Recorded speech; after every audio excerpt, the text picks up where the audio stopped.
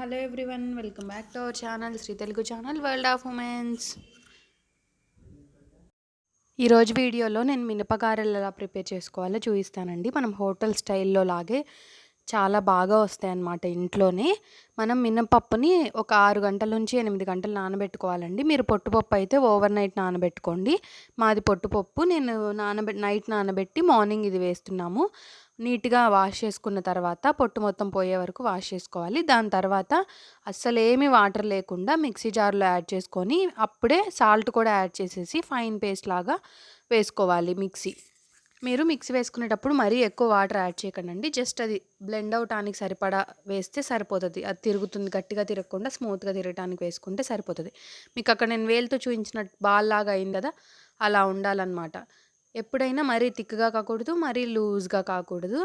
ఇప్పుడు ఆ పిండిలోనే మనం అల్లం, పచ్చిమిరపకాయలు, ఇంకా ఆనియన్స్, ఇంకా కరివేపాకు వీటిని చిన్న చిన్న ముక్కలుగా కట్ చేసుకొని వీటిని మనం యాడ్ చేసుకొని మంచిగా కలుపుకోవాలి. మీరు పిండి ఎప్పుడు లూజ్గా వేసుకోకండి. లూజ్గా వేసుకున్నారంటే మనకి షేప్ అనేది కరెక్ట్గా రాదు, ఆయిల్ కూడా ఎక్కువ పీలుస్తుంది. ఇప్పుడు మనం వేసుకునేటప్పుడు వాటర్లో చేతిని ముంచి నేను ఇక్కడ చూపిస్తున్నట్టు మనం ఆ గారెల్ని వేసుకోవాలి. ఆయిల్లో మనం బాగా మరుగుతున్న ఆయిల్లో ఇప్పుడు మనం వీటిని వేసుకోవచ్చు. ఒకవేళ మీకు రాదు అనుకోండి, పాల కవర్లు ఉంటాయి కదా, వాటిని తడి చేసి దాని మీద కూడా వేసుకోవచ్చు, చేత్తో కుదరదు అనుకున్న వాళ్ళు. ఇలా మనం గారెల్ని వేసుకోవటమే. మరి మీకు ఒకవేళ లూజ్గా అయిందనుకోండి పిండి, ఒకవేళ అయితే అప్పుడు ఒక 2 స్పూన్ల బియ్యం పిండి వేసి కలిపి అప్పుడు వేసారంటే ఆయిల్ పీల్చుకోకుండా ఉంటుంది, మనకి షేప్ కూడా మంచిగా వస్తుంది. మరీ గట్టిగా అస్సలు వాటర్ వేయకుండా కూడా బ్లెండ్ చేయకూడదండి. మరీ గట్టిగా వేసినా కానీ గారెలు అనేవి మనకి గట్టిగా వస్తాయి. మరీ లూజ్గా వేసినా కానీ షేప్ రాదు, ఇంకా ఆయిల్ పీల్చుకుంటాయి. మీడియంగా ఉండేటట్టు చూసుకొని వేసుకోండి.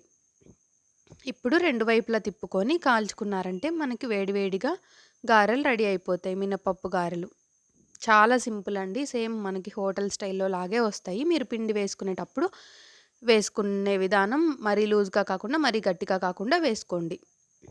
జస్ట్ అలా వాటర్ చిలకరిచ్చినట్టు వేసుకొని మిక్సీ వేసుకుంటే సరిపోతుంది. ఇప్పుడు వేడి వేడి గారెలు రెడీ అయిపోతాయండి. మీరు పల్లీ చట్నీతో కానీ టమాటో చట్నీతో కానీ మీరు ఏ చట్నీ ఇష్టమైతే ఆ చట్నీతో సర్వ్ చేసుకొని వేడివేడిగా ఎంజాయ్ చేయండి. ఐ హోప్ ఈ వీడియో మీకు నచ్చిద్ది అనుకుంటున్నాను.